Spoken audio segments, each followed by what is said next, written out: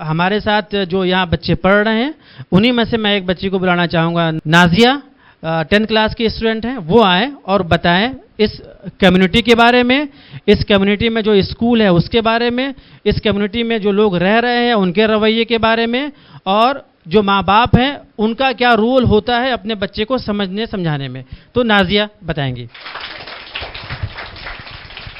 अस्सलाम वालेकुम एवरीवन, मेरा नाम नाजिया है, मैं क्लास 10th की स्टूडेंट हूँ। मैं अपने मेहमानों का शुक्रिया अदा करती हूँ कि वो लोग आज यहाँ पे आए, और मैं अपने मेहमानों को इस इलाके के बारे में बताना चाहती हूँ। मैं rising skill development centre run by हमारी सदर ट्रस्ट के इस मंच पे खड़े होकर अपने मेहमानों को इस इलाके मदनपुर खादर के बारे में बताना चाहती हूँ। सबसे पहले thank you to Irshad sir for giving me this opportunity. Madanpur Khadar में यहाँ पे आज हमारे साथ तकरीबन जितने लोग मौजूद हैं सब यहीं के हैं, और जो यहाँ के नहीं है उन्होंने इस एरिया का नाम तो सुना ही होगा, और जिन्होंने नहीं भी सुना वो आज सुने और जाने इस इलाके के बारे में। मदनपुर खादर ये दिल्ली का एक छोटा सा एरिया है जो कि साउथ ईस्ट में है। इसके एक साइड हरियाणा, दूसरी साइड नोएडा उत्तर प्रदेश राज्य है। यहाँ अलग अलग धर्म व जाति के लोग रहते हैं। ज़्यादातर लोग यहाँ मिडिल क्लास और लोअर मिडिल क्लास से ताल्लुक़ रखते हैं।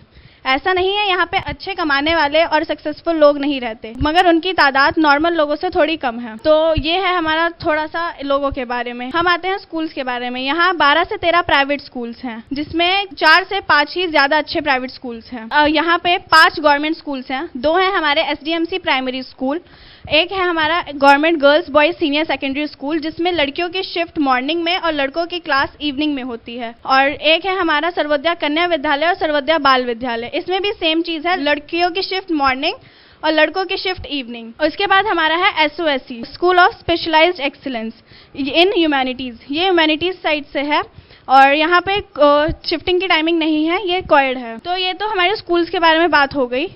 अब यहाँ आते हैं इन स्कूल्स की पढ़ाई के बारे में। यहाँ पर ज़्यादातर जितने स्कूल्स हैं ये सारे इन सारे स्कूलों में 2 तरीके से पढ़ाई होती है, मतलब एक इंग्लिश मीडियम और एक हिंदी मीडियम। हिंदी मीडियम के बच्चों पे तो खास ध्यान दिया ही नहीं जाता, मगर जो ध्यान इंग्लिश मीडियम के बच्चों पे भी इतना खास नहीं दिया जाता। सिर्फ गिने चुने टीचर्स ही कुछ चुनिंदा बच्चों पर ध्यान देते हैं, वो भी सिर्फ उन्हीं बच्चों पे जो पढ़ाई में बहुत अच्छे होते हैं। बाकी जो बच्चे कमज़ोर हैं वो उनकी दिक्कत है, मतलब उन बच्चों पर ज़्यादा ध्यान नहीं दिया जाता है। उन बच्चों पे ना ज़्यादा ध्यान दिया जाता है और उन बच्चों को खुद से मेहनत करनी पड़ती है। अगर बात करें यहाँ पे पढ़ाने की, तो यहाँ पे टीचर्स आते हैं, पढ़ा कर चले जाते हैं। उन्हें कौन बच्चा पढ़ रहा है, किसके क्या समझ में आया, इससे कोई मतलब नहीं होता।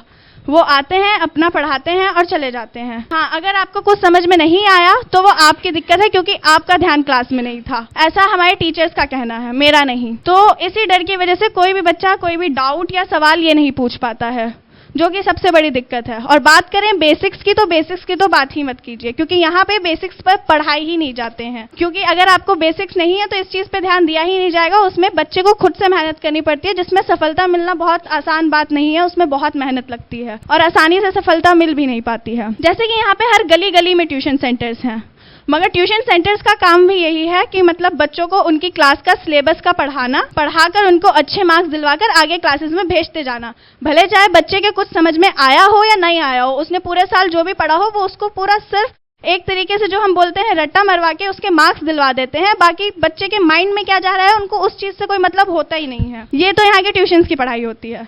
हम आते हैं पेरेंट्स पे। यहाँ के पेरेंट्स की बात करते हैं।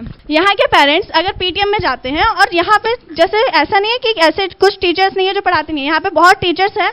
कुछ टीचर्स हैं जो ईमानदारी से अपना काम करते हैं और पढ़ाते भी हैं, मगर ऐसे टीचर्स की तादाद बहुत कम है। तो अगर टीचर्स पेरेंट्स से शिकायत करते हैं, तो यहाँ पे कुछ पेरेंट्स हमारे साथ ऐसे मौजूद हैं जो वहाँ पे जाके बोलते हैं कि अरे मैम ये तो हमारी भी नहीं सुनता, आप क्या पढ़ा रहे हैं, बच्चे के कुछ समझ में ही नहीं आ रहा है, ये हमारी बात ही नहीं सुनता है। मतलब आप एक चीज़ बताइए मुझे, जब किसी रिश्तेदार के घर फंक्शन या फिर शादी में जाना होता है और आपका बच्चा जाने से मना कर देता है, तो आप उसे जबरदस्ती डांट कर मार कर अपने साथ लेकर चले जाते हैं। तो यही स्ट्रिक्टनेस पढ़ाई में क्यों नहीं दिखा पाते हैं? पढ़ाई में भी तो स्ट्रिक्टनेस दिखाई जा सकती है ना। यहाँ के माँ बाप ध्यान ही नहीं देते हैं, सारी गलती स्कूल और ट्यूशन टीचर्स पे डाल देते हैं, मतलब सारा प्रेशर उन्हीं पर। हाँ वो और वहाँ पे भी ज्यादा सही से ध्यान नहीं दिया जाता है। ये तो है यहाँ के पेरेंट्स की भी हाल। आप लोग को भी बच्चों पे ध्यान देना पड़ेगा, इसमें भी थोड़ी स्ट्रिक्टनेस दिखाइए, पढ़ाई में भी आपको स्ट्रिक्टनेस दिखानी पड़ेगी। और अब बात लाते हैं हम यहाँ के बेटियों की पढ़ाई पे। यहाँ पर आज जितने माँ बाप मौजूद हैं, मोस्टली इस इलाके में ज्यादातर माँ बाप जितने हैं उनका माइंडसेट अभी भी 90s वाला है, मतलब पुराने ज़माने वाला, कि बेटी पढ़कर क्या करेगी। इतनी बड़ी बेटी को घर से बाहर निकाल रहे हैं, बेटी को lawyer, doctor, journalist, business women, पता नहीं क्या और भी ऊंची पोस्ट पे पढ़ा रहे हैं। इतना पढ़ा के क्या करेंगे? लड़की है, उसको घर पे बैठाइए, लड़की की कमाई खाएंगे। ये तो यहाँ के लोग समाज के डर से कोई कुछ पढ़ा ही नहीं पाते हैं। मोस्टली माँ बाप की ही सोच है ये, और क्योंकि समाज तो हम ही लोग हैं ना, और कौन है समाज तो। और लेकिन हाँ, जो माँ बाप पढ़ाना चाहते हैं, ऐसा नहीं है कि ज्यादा सारे माँ बाप नहीं पढ़ाना चाहते, कुछ माँ बाप हैं जो पढ़ाना चाहते हैं, मगर उनका एक फियर फैक्टर है। उनको डर है कि उनका बच्चा किसी गलत राह पे ना चला जाए। उनका डर अपनी जगह पे जायज है, मगर क्या उनको अपने बच्चे पे, अपनी तरबियत पे, परवरिश पे इतना भी भरोसा नहीं है? खास तौर पे अपनी बेटी पे उनको इतना भरोसा नहीं है। तो अपने बच्चे की परवरिश और तरबियत पे बहुत मेहनत कीजिए, उस पर ध्यान दीजिए। अगर आप आने वाली नस्लों में अच्छे लोग देखना चाहते हैं, सफल लोग देखना चाहते हैं, सक्सेसफुल लोग देखना चाहते हैं, जो बहुत ऊंची ऊंची पोस्ट पे हो, आप भी चाहते हैं कि हमारा खादर एक नॉर्मल, जैसे सबको बताया जाए कि खादर क्या है, सब ऐसे ही बोलते हैं कि तो ये छोटा सा ही है, इसमें यहाँ पे कोई खास जगह नहीं बताई जाती है इसे, और ना इसे जितना अच्छा बताया जाता है। तो आप भी चाहते हैं कि यहाँ से अगर अच्छे अच्छे लोग निकले तो खास तौर पे अपनी बेटियों को घर से बाहर निकालें।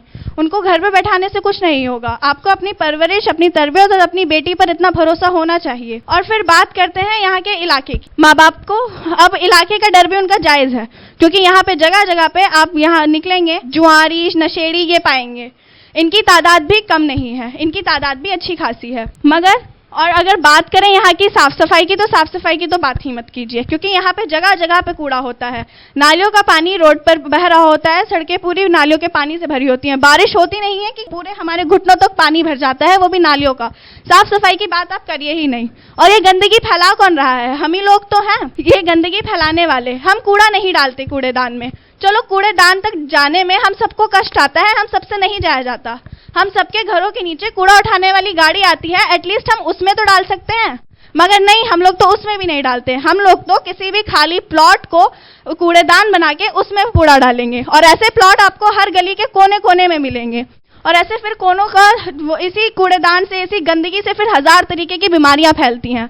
फिर जब वो बीमारियां होती हैं तो आप हॉस्पिटल्स में इतनी लंबी लंबी लाइन लगाकर, इतनी मेहनत कर कर वो लाइन्स लगा के, वो दवाइयाँ खरीद के, ये पैसे वो करके, पैसे आप उसमें दवाइयों में लगा के सब कुछ करके आप ये कर लेंगे, मगर आपसे अपने आसपास की साफ सफाई का ख्याल नहीं रखा जाएगा। ये तो है हमारा मदनपुर खादर, यहाँ पे हम लोग ये कर रहे हैं। तो अगर आप चाहते हैं कि आने वाली नस्ल अच्छी हो और बच्चे और निकले यहाँ से, सब कुछ हो, तो पढ़ाई पर अपने बच्चों की ध्यान दीजिए, अपने बच्चों पर ध्यान दीजिए, अपने बच्चों की तरबियत और परवरिश पे ध्यान दीजिए, उन पे भरोसा कीजिए और उनको घर से बाहर निकालिए, खासतौर पे बेटियों को। और जो हमारे आसपास हम गंदगी फैला रहे हैं, इस पर थोड़ा ध्यान दीजिए। थोड़ा सा अगर हम नहीं कूड़ेदान तक जा पा रहे हैं तो सुबह सुबह सबके घरों के नीचे कूड़ा उठाने वाली गाड़ी आती है, हम उसमें कूड़ा डाल सकते हैं। तो ये है हमारा मदनपुर खादर, अपनी कुछ अच्छाइयाँ कुछ बुराइयों के साथ।